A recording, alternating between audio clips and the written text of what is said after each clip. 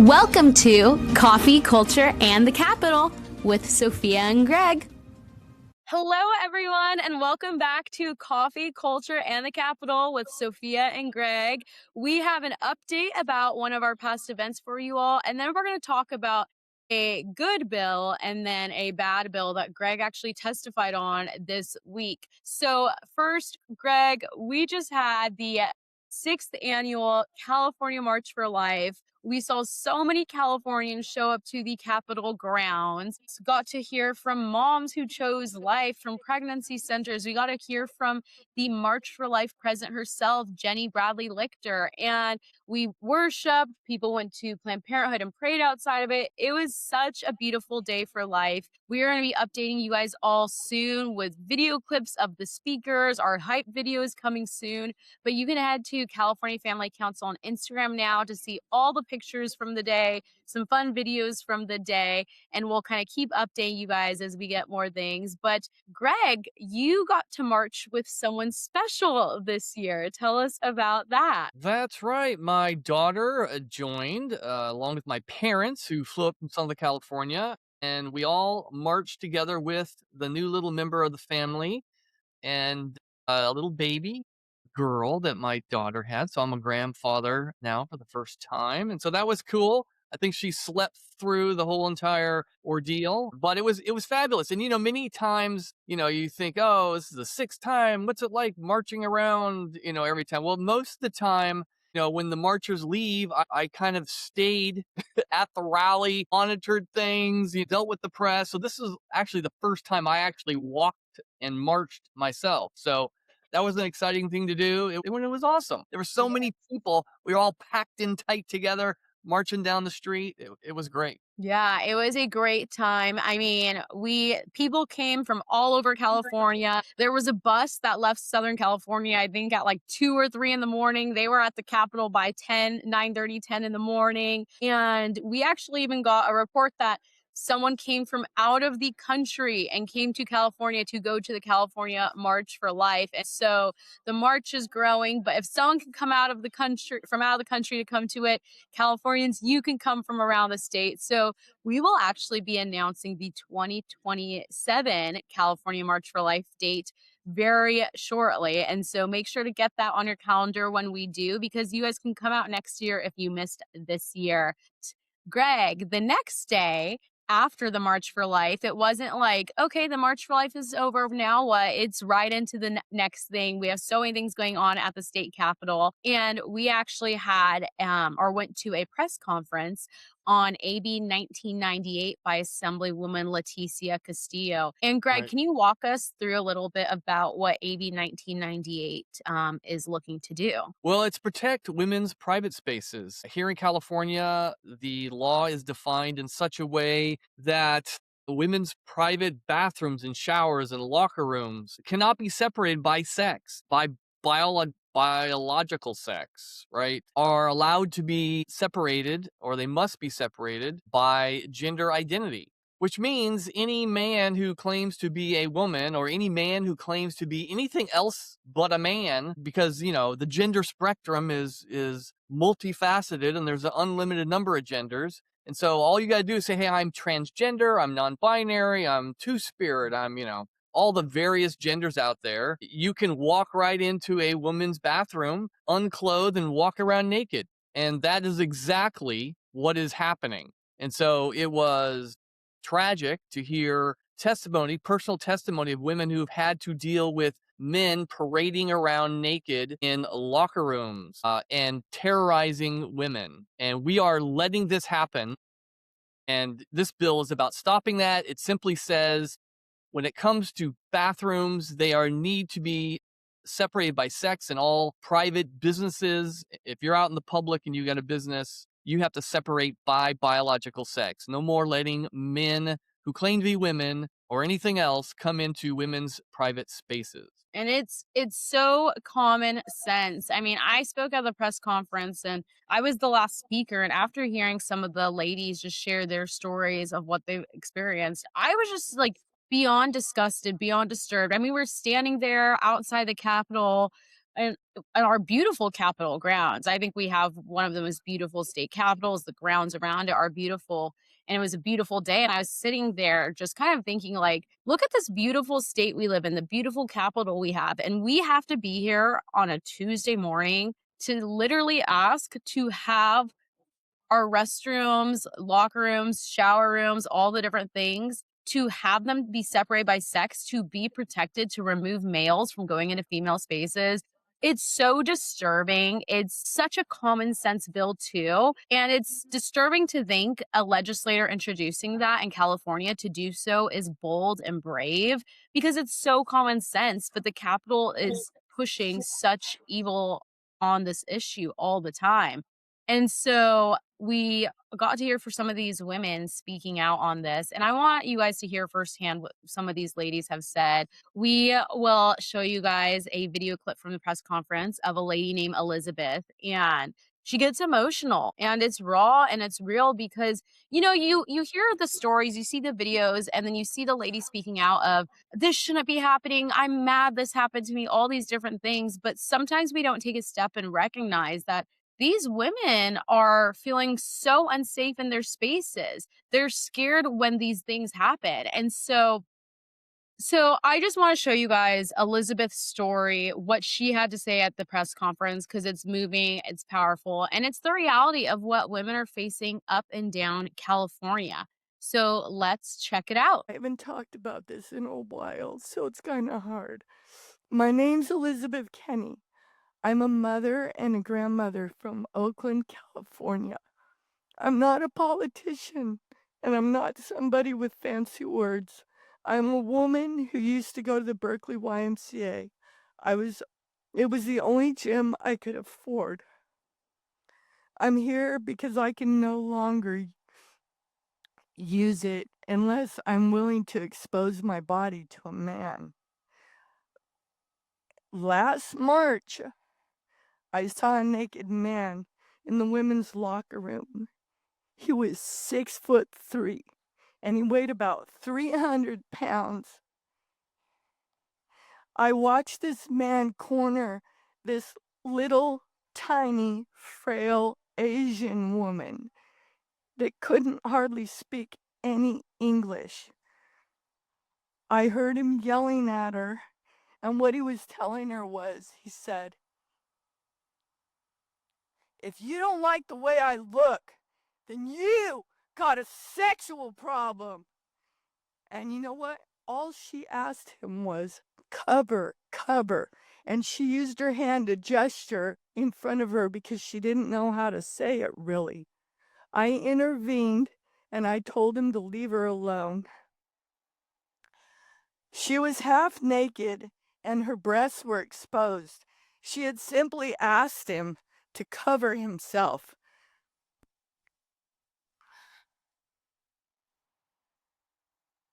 She was trembling, and I stopped them so she could get away. For days afterwards, I couldn't sleep. And I never cry. I'm totally brave. I'm not a victim.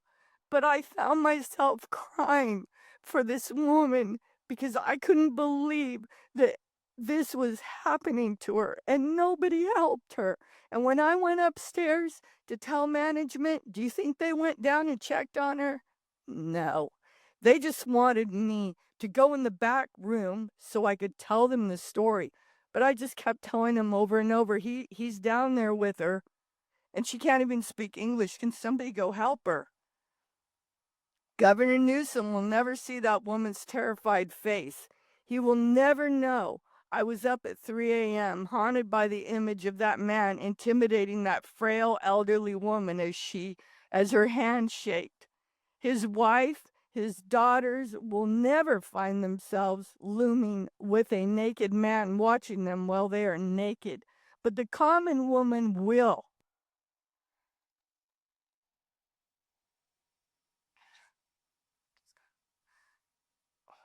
Okay. I urge you to pass AB 1998, and I urge Governor Newsom to think about that small, terrified woman in the locker room and ask himself, whose side is he on? But we already know that answer, don't we? Trans trumps everything, even defenseless children. After watching that, I'm ashamed of my own country. I'm ashamed of the men in my own country. That I mean, there was one male legislator standing up there, but where are the rest of the male legislators? I mean, this is happening because of males. I'm sorry.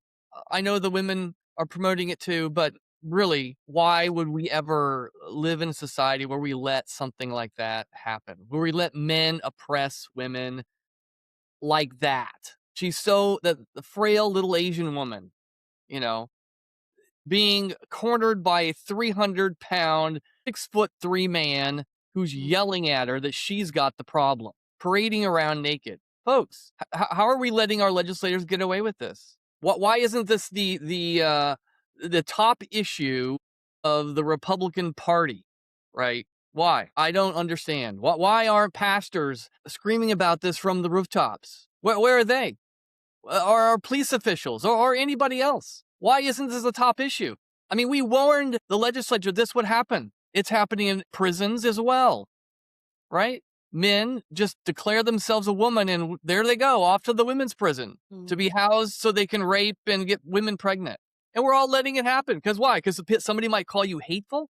Come on. I'm exhausted with those excuses. I mean, that's my reaction, and I'm probably not angry enough, right? I'm expressing anger, but I'm not, I'm not angry enough. So Yep. Yeah. I'm tired, genuinely tired of having to say males don't belong in female spaces, that males shouldn't be in female sports, that women deserve to have private spaces, women deserve to have safety. Like, I'm tired of saying that. I'm ready for this issue to be over. We're going to keep fighting. But like you said, Greg, it's going to take everyone to start saying things. Like, yeah, pastors, start talking about this, because actually the girls who are willing to speak out the most, the athletes that I talk with that have faced males in their spaces, when I ask them, why were you willing to speak out? Like, why were you ready to speak out? Because it comes with a lot sometimes, especially when you're in high school or different things, different hate, pushback from friends, etc. They let me know they were ready to speak out because they knew they had parents that stood behind them, and they knew they had a church that supported them. And these girls only know they have a church that supports them if their pastor talks about these issues and how this isn't okay. And that makes a world of a difference. And so, yeah, I mean, I can sit here and say that if I was in a situation in high school or college or whatever, and there was a male in my locker room, my dad would be outside that locker room door not letting any men in. And my dad would be standing up for me. I wouldn't have to stand up for myself. And so to all of the men listening, please go stand up for the girls. And the girls need to speak up, the girls need to stand up, but the men need to be protectors and get involved. Yeah, because just hearing what Elizabeth had to say and how emotional, like she couldn't even speak at the beginning because she was so emotional, because these are real things happening. It is emotional. It genuinely ticks me off. Like when I spoke at the press conference, I said I was disgusted. I wanted to get up there and say, like, I'm pissed off. I'm angry. I'm upset. We're going to show you guys another clip, and her name is Grace, and she spoke at the press conference. And this is your warning now. If you have kids in the car while you're listening where kids could hear anything like that, either fast forward this about 6 or 7 minutes, or go ahead and turn it off and listen when it's only adults. And then you can decide whether or not it's something you want to share with your children and have those conversations with your children. But Grace is going to talk about, she went into a restroom at a gym here in California. And just in case your children are still listening, found a man doing something extremely inappropriate in the women's restroom. And she could see his shadow in the stall doing it. And, it's graphic, but it's real. It's what women are facing. And so you guys need to hear it. You need to know the reality. When we play Grace's video, if you were just listening online and you're not watching, she is like this tiny, cute little girl. I mean, like she's probably like in her early 20s or something, but it's not like you're listening to like this older woman. Like this is what girls are facing. So hopefully by now, if you're listening with kids, you've turned it off. But let's just get right into Grace's video. It's heartbreaking and it's disturbing, but let's check it out. All right, Greg, so we can go watch it. Good morning, everyone. I want to thank Assemblywoman Letitia Castillo for authoring AB 1998, a bill that should have never been necessary in the first place. My name is Grace Hudson, and I had to bear witness to a man who claims to be a woman masturbating in a man who claims to be a woman masturbating in a bathroom stall at Planet Fitness locker room. I was utterly disgusted. My eyes were sexually assaulted. I went to Planet Fitness to work out, and when I went into the locker room, I could see a shadow on the floor of the stall that a person was stroking his erect penis. I did not want to believe my eyes. It was just so disturbing. I did not want to believe it was happening. I left the locker room to complete my workout, hoping that he would be gone. But when I returned, he was still in the stall playing with himself. The shadow was clear, and I took out my phone to get the evidence of the sexual assault and perverted behavior. I felt sick. I asked Planet Fitness employees for help, and a few of them came into the locker room so that I could show them what he was doing. They did not know what to do. I brought in my boyfriend to help get this disgusting man out of the bathroom. When they confronted the pervert, he said that he was a transgender and he had a right to be in the female bathroom.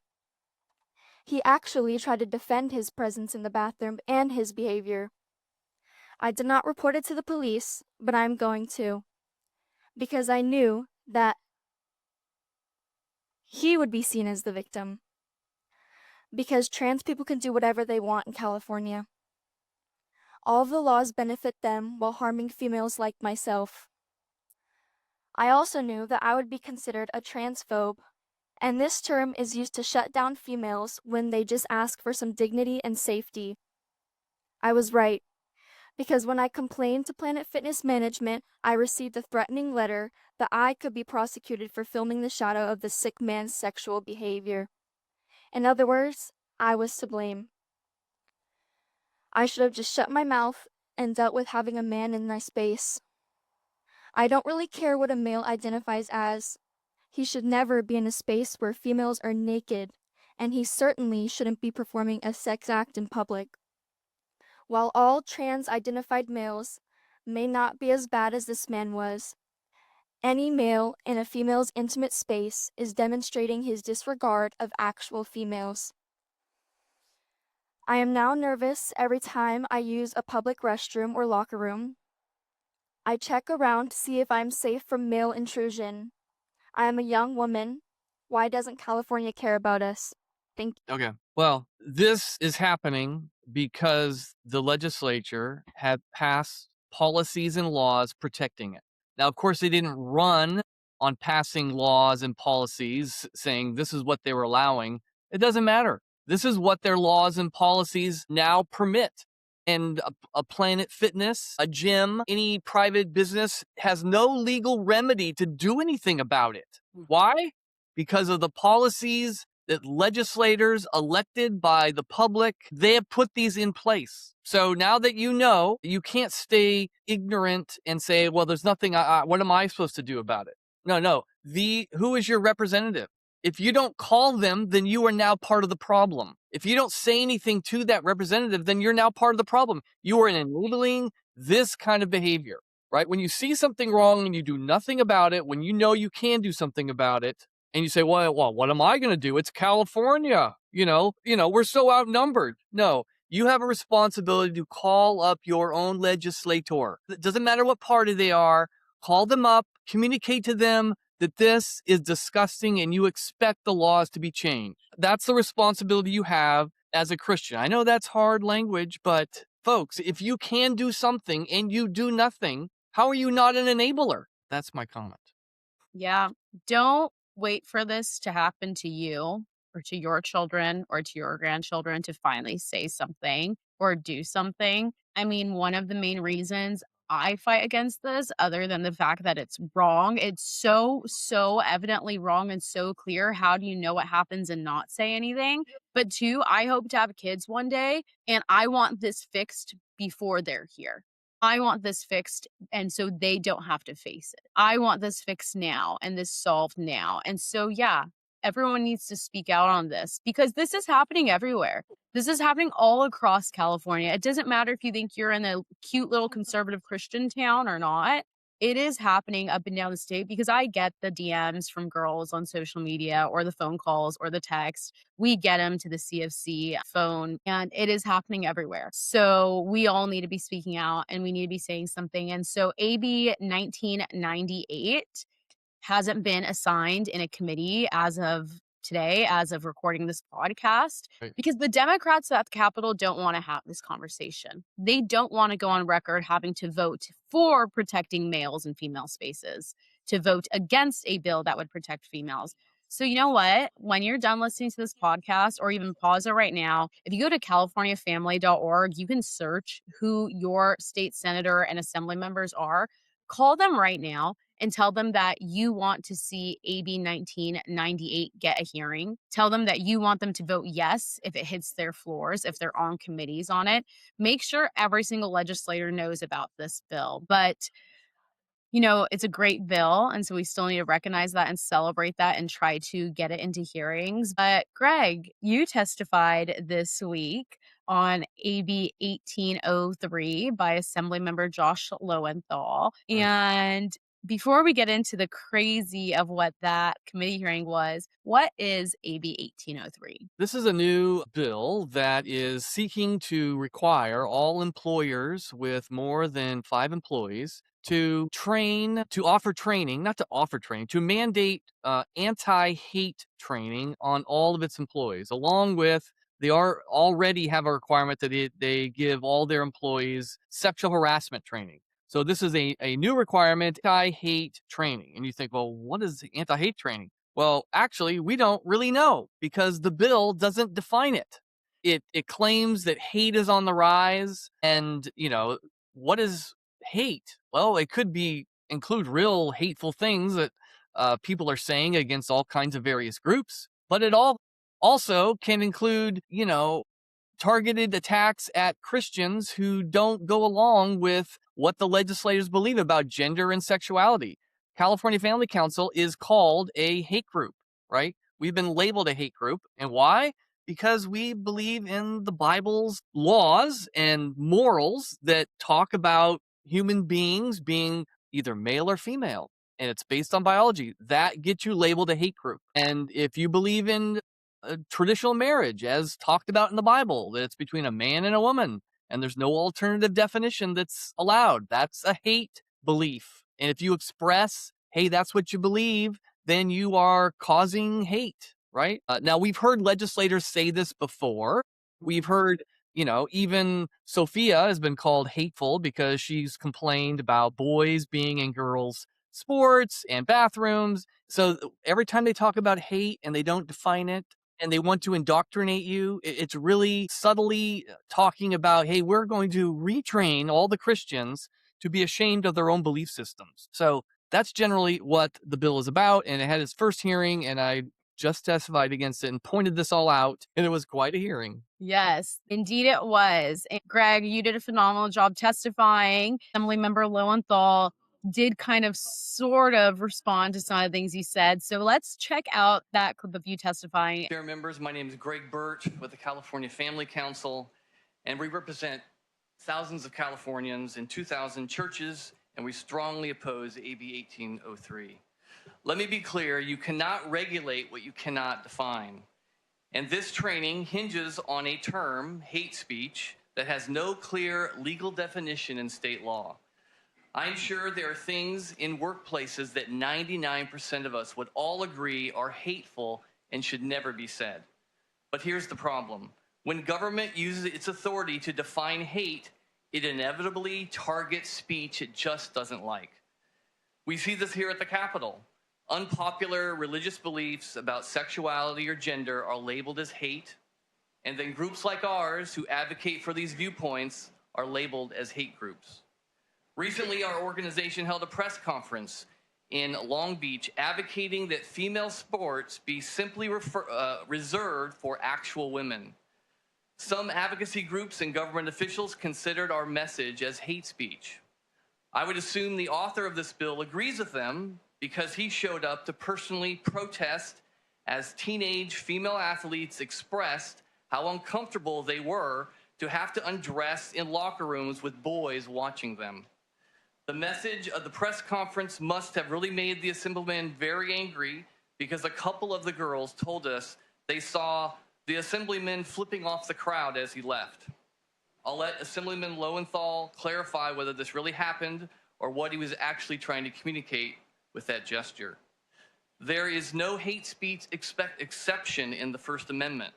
The government cannot compel speech or force employers to promote a government-approved viewpoint. That's not training, that's simply compelled indoctrination. For the sake of free speech and religious liberty and basic fairness, we respectfully urge a no vote on this bill. Thank you. Thank you, Assembly Member. The bill does not currently define hate speech. We're still deliberately discussing those elements with stakeholders very early in the process. Specifically, we're working with the Civil Rights Department and community advocacy organizations to determine how to define what hate speech training should look like in practice. So what the content, the standards, and the expectations should be for employers. Thank you. Would you like to close? Respectfully ask for your aye vote. I would like, Madam Chair, if you would give me a moment, the Yes. opposition brought forward an event that took place in my district as some sort of mechanism for a discussion around hate speech. Maybe I'll indulge you since you didn't ask me directly. We have a system in the legislature, an informal system amongst legislators that we notify each other when we're doing events in each other's district, specifically so when there are public outcries and concerns that we know how to handle them. The assembly members that were participating in that event didn't give our office any notification, so we didn't know anything about it whatsoever, sir. We got calls to our assembly office about community members that were concerned that I was participating in that event because it said they're assembly members at a press conference taking place in Long Beach. I had no communication with any girls or any athletes in that, but I absolutely was very frustrated with the assembly members who have since apologized. Thank you, Madam Chair. Respectfully ask for your aye vote. Thank you for addressing that and bringing this bill forward. I have a strong aye recommendation. We have a motion and a second. Secretary, please call the roll. AB 1803, Lowenthal. The motion is due pass and referred to Committee on Judiciary. Ortega? Aye. Ortega, aye. Alanis? Not voting. Alanis not voting. Chen? El Hawari? Aye. El Hawari, aye. Kalra? Lee? Arambula? Aye. That's 3 ayes. The motion passes. Oh, we're going to leave the bill open for absent members. I Madam apologize. Chair. Well, first of all, Greg, I just want to say, you were in that committee room, you were testifying. I was watching it live and I was sitting there and yelling at my phone and I was like, what are they saying? And you did a phenomenal job, but I was losing my mind watching that hearing because, you pointed out this whole idea of you have not defined hate. And like you said, Lo believes that what we have done by trying to protect girls' sports and spaces is hate because he came to our press conference in Long Beach to oppose it. And then some of the high school girls who were there simply saying, we feel violated because men are watching us undress in our locker rooms, males are in our sports, and we just want to have safe and fair sports and spaces again. Saw Lowenthal flip them off. And, you gave him the perfect opportunity, Greg. You said, this is what the girls saw. Did this happen or not? And he couldn't even say, no, I didn't do that. I would never do that. He was not able to deny doing it because he did it. And, he just instead, I was just so frustrated at my colleagues, Assemblymember Tongipa and Sanchez, who were speaking out at that press conference, basically saying, like, I was mad at them and that's why I did that, and saying he didn't, like, have contact with any of the girls. Yet, he didn't go up to David Tongipa and flip him off to his face. He put his middle finger out in the air to the press conference. So what are the girls going to think? That's directed at them. And it is. It's directed at what the press conference was saying. And to think that the man that can't control his anger enough, that has to flip off his coworkers and young girls that want safe spaces, he can't control his anger. He now wants to be the one leading this anti-hate movement. It's like so ironic. You can't even make it up. Like, you can't make up how ridiculous that is. But I mean, he looked like a fool in that hearing, Greg, and you did a phenomenal job. And like I said, you didn't even say, and you flipped off the girls. You gave him the out. Confirm if this happened. And he couldn't deny it. And so you genuinely cannot make up what happened in that hearing. Right. I mean, you would think that if you're going to do a training to employees about how not to be hateful, I would hope they would give training, when you get mad at someone, that you don't lash out and give each other the middle finger, right? Isn't that part of not being hateful, right? I mean, and yet he is the one going to draw up plans for hate training that we're all supposed to follow, right? But if he gets angry, he's justified, right? And what did these legislators do that he was so upset at? He explained in the hearing. He said, what I got upset at was that they showed up on my district and they didn't tell me ahead of time that they were coming. And that is a professional courtesy that you need to let me know when you're coming to my district. I didn't know that's, and so that made him so mad that he flipped everybody off, right? So it just like, wow. I mean, wow. So, we will see where this bill goes. It's definitely illegal. Hate speech is, offensive speech is still protected by the First Amendment.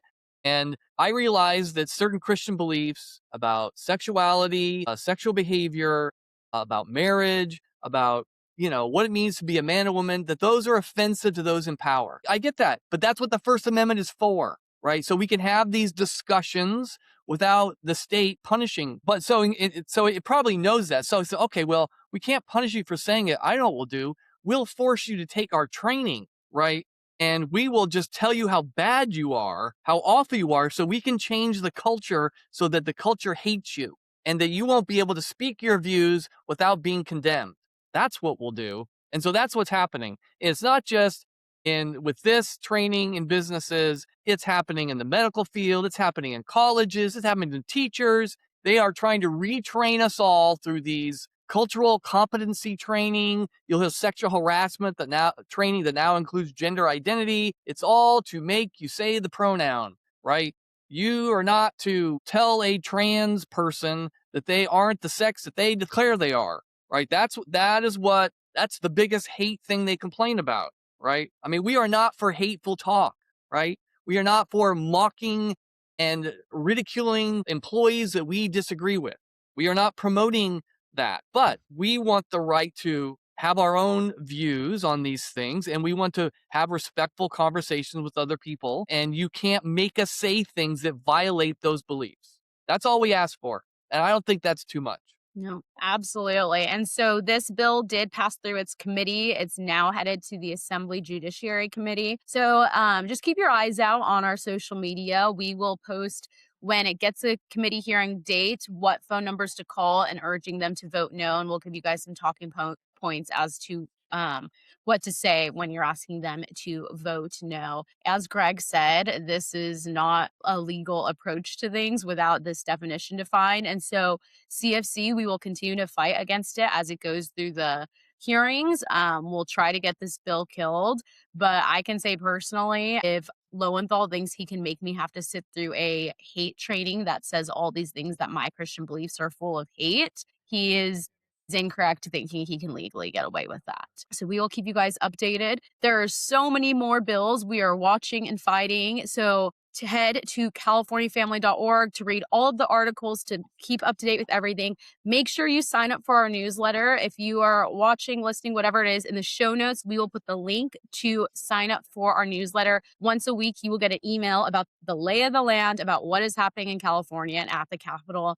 And then you can head to all of our social media and find us there. And then just a reminder, California Family Council is a 501(c), which means we are funded completely off of donations. And so if you feel it in your heart to donate to keep us being able to do this work, you can head to californiafamily.org and to donate. But if you don't have the ability to do that, please just continue to pray for CFC and keep us in your prayers so we can continue to do God's will in the state of California. But with that, we will see you all next time.